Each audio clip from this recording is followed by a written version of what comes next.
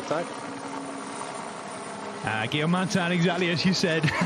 he's read the Magnus Backsted's book of racing, definitely. So let's see if the rest of it plays out how you said.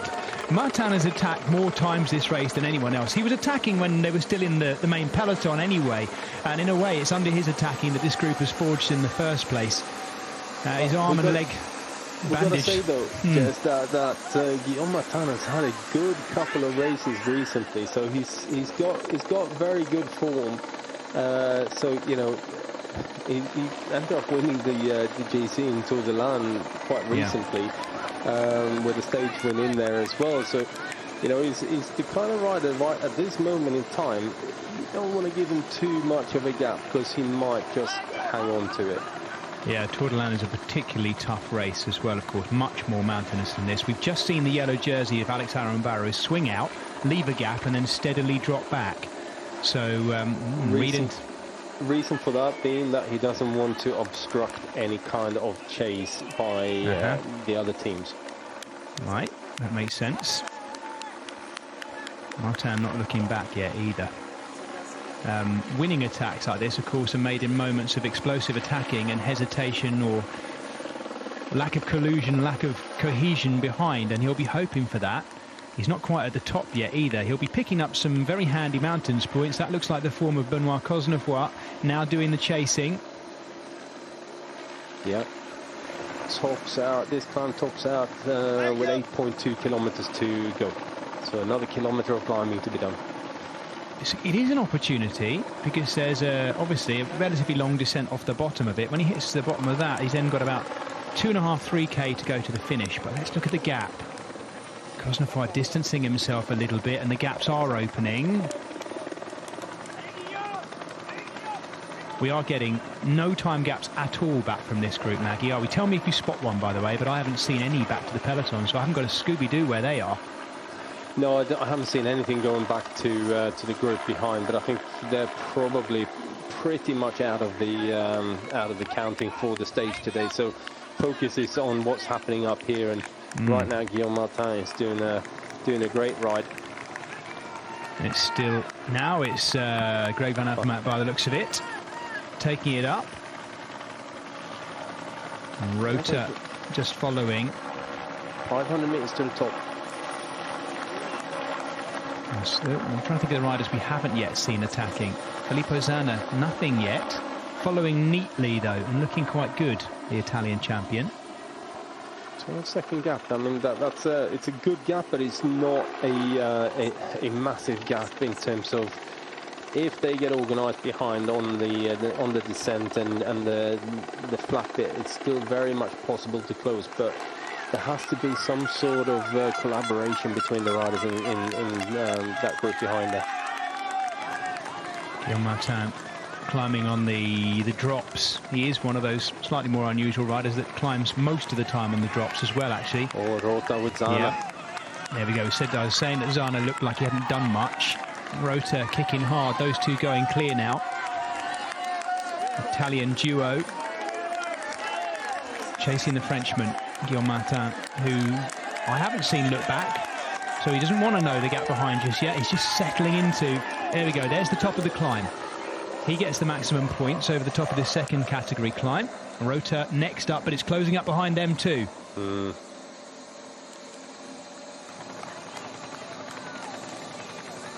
That's one big attack from the back there, and then you've closed that gap up to Guillaume Martin right now.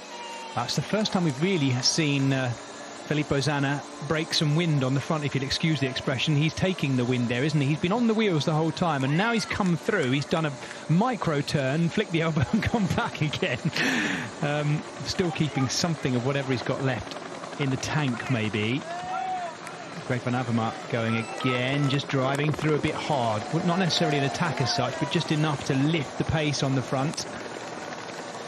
I think if they can just keep this gap, you know, a couple of seconds to Guillaume Martin, then I think it's enough, because then, you know, as long as Ulysses is in the wheels here, then I think that Rui Costa will commit to a lead out, and you know, a couple of seconds is not too big a deal to shut down in the final kilometre or so. coming into towards the line, and Greg van Avermaet is clearly committing to Cosnefroid.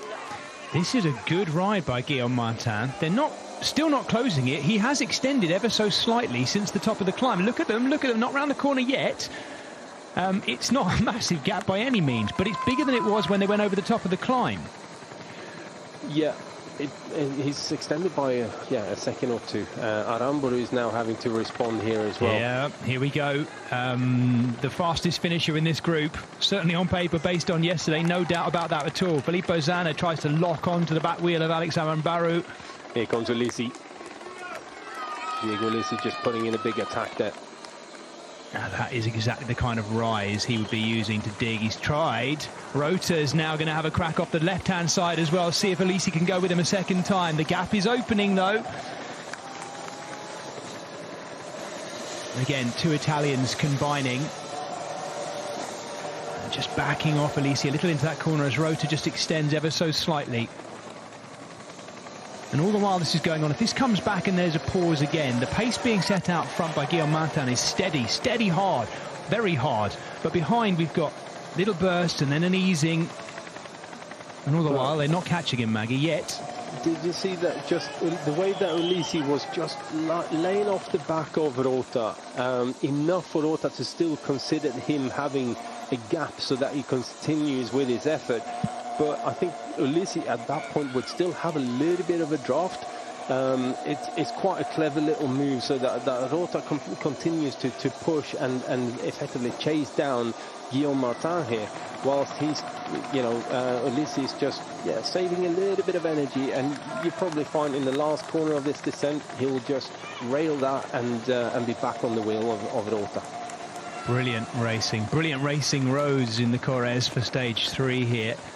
And boy, have we been served up with the attacking treat that we wanted on this third stage of 4. Martin's still clear. Rota going across. Maybe if they can hook up as a duo, there's an opportunity, but the gap behind is so slender.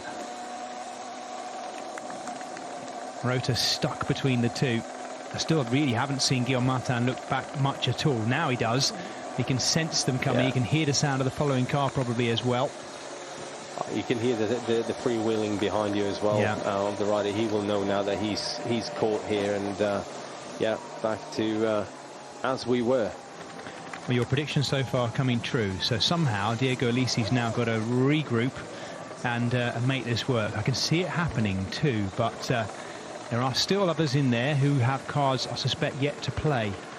I wonder how much Valentin Madoua has got left. In fact, we haven't seen much of the Groupama FDG riders. Considering how much they've done on this stage, that team, the fact that at one point they had 3 of the team riding across the breakaway, making it and then driving it, it would be a shame for them not to get something out of this. There's Madoua in the middle. I don't think we've seen the last attack yet, even though 4.5 kilometers to go. It does flatten out with about... in the next 500-600 meters here, we get down to some flatter roads, a couple of little rises on the way in towards the line. So I think there's enough springboards left for someone to make a move. Quite technical running as well, though. Haven't seen anything of Axel Mario other than him sitting on the back. So on paper, he's done the least of the riders in here. He's done the least attacking of the riders in here. But he also might be hanging on a bit at the back end. He has been there the whole time. Rui Costa for UAE Team Emirates now does a little stroking turn on the front. Guillaume Martin now. And Rota following the back wheel of Martin. The two Italians seem to be locked together in this because Filippo Zana is also just there. Next attack comes from Greg van Avermaet. Ulissi follows. This is the second or third attack we've seen from GVA in this finale, isn't it, Maggie? Yeah. Well, the large part of what he's done so far has been towing the group around. Now he's actually going for a move and trying to make that stick. But he's got 2 very, very quick finishes. Oh yes, on his wheel. Final 3 kilometres of the third of 4 stages of the Tour de Limousin with me, Jez Cox, alongside Magnus Backstedt. Maggie, it's calmed again. what Greg Van Avermaet has done here, really, if Cosnefroy is looking to maybe make an attack, the moves that that Van Avermaet did there, like creating that everyone is going hard, and Cosnefroy is quite far down the back. As soon as he stops, then there's that opportunity to go for another move. Van Avermaet, look, he's all over this. I love it. That is wonderful. Zana even had the sense to make it look like, oh, you don't worry, I'm just chilling. No, I'm not going anywhere. Don't worry about that. Yeah, respect there. Maybe even greater respect for Greg Van Avermaet after all he's achieved in the sport. Zana sort of tried to literally look cool. Here we go. There was more from Guillaume Martin. He was always going to do this because he's likely to get out sprinted in this kind of company, and he goes again. Yeah, he does. Cosnefroy in third wheel there now with Rui Costa and Greg Van Avermaet, Ulissi, Aramburu, Rota. How much has Madouas got left? He's gone wide on the roundabout. He's one of the most likely in here to also attack late on. Some of them don't need to. Some of them know the kind of punch they've got left. What can Axel Mario do in the blue? Again, he's deliberately trying to sit last wheel. Wants to sit last wheel. I still think he might have something to try. Why wouldn't he in this kind of company? Yeah, exactly. The thing is, if you don't trust your sprint against these guys, find the timing here now, like what Rui Costa is doing here now, just cruising up to the wheel, watch him go. Yeah, next attack, here we go. Was it Rui Costa going off now, I think? Move. There we go, Rui Costa. Yeah, big one. We really haven't seen him go that hard yet, and this is a big attack. Greg Van Avermaet recognises it, and two of the big classic stars of this era, or the top end of this current era, I should say, are going clear at this moment. Greg Van Avermaet trying to get across to Rui Costa. He's going to get there as well. He's going to get there. Former Olympic road race champion, chasing down a former world road race champion. Hang on, the Greg Van Avermaet's just gone the wrong way. Now I'm presuming that Rui Costa's gone the right way. He hasn't. No. He hasn't, Maggie. They've gone the wrong way. Yes, Costa's gone the wrong way. Oh, my gosh. No. Oh, no. No, that is awful. Absolutely awful. He's livid. He's absolutely livid. Rui Costa was riding away there, and he's gone the wrong way. In fact, most of them went the wrong way. Greg Van Avermaet had the sense to turn at the last minute. Oh, we're into the final 1500. Let's focus on this now, but we're pretty certain now Rui Costa's going to be out of it. What a shame. In fact, looking back, they can't wait now. We can't have sort of sportsmanship waiting. It's not going to happen, is it? They are waiting, though. Well, if this happens, Magnus, I've never seen it before. I think they did the right thing to wait for the yellow jersey to get back into that group, but I'm fairly certain they will have to neutralise the time and give everyone the same time, considering we're inside the last 3 kilometres. That's the Flamme Rouge. That's the Flamme Rouge there. Now comes the attack from Guillaume Martin. I don't know what's going to happen here, because I think the rest of them were actually waiting. I think they were waiting for Costa to come back. In a sense of kind of sportsmanship, Guillaume Martin has now attacked. I'd love to know the afters of that, Magnus, because that was a dodgy moment in the race, understandably, and I think amongst those riders it looked to me like there was a little bit of just calming down, letting him get back on. Guillaume Martin has attacked again, the man who's attacked the most in this race. He's being closed down now, and I'm presuming that's Cosnefroy who's done it. Aramburu in the wheel of Ulissi here now, with Greg Van Avermaet in the wheel of Aramburu. Operation Aramburu, this. Cosnefroy needs to continue with this now. He's got to commit to this. He can't box up. It's so close. They must have, 500 to go, and this is just the point at which at some point Aramburu is going to have to open his sprint. He's got Greg Van Avermaet alongside him. Ulissi is there too. Those three between them pack a particularly poignant punch, but they also have Benoit Cosnefroy ready to lead in. Madouas underneath them. Madouas nearly coming a cropper there as well. Aramburu is ready. Cosnefroy has nothing left other than to open up, so Cosnefroy goes. Aramburu is ready. Greg Van Avermaet is ready to get on, but Ulissi on the outside too. This is going to be close on the line. Watch the yellow jersey. He still has an opportunity to pop off the back wheels of these, but he'll have to go for it. Greg Van Avermaet having a right old go. Ulissi, by the looks of it though, is going to get it on the line. Diego Ulissi, you are unbelievable, Magnus Backstead. You got it. And was Aramburu second? If Greg Van Avermaet was third, I tell you what, I'm just... No way. Put your phone away. You've had something to do with this, I think. You need to be investigated. This is not right.